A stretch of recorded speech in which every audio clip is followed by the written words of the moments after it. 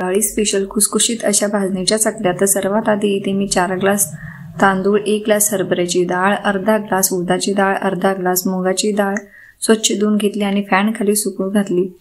आणि इथे भाजणी भाजून घ्यायची आहेत। अर्धी वाटी पोहे, सपाट वाटी साबुदाणा भाजून घ्यायचा।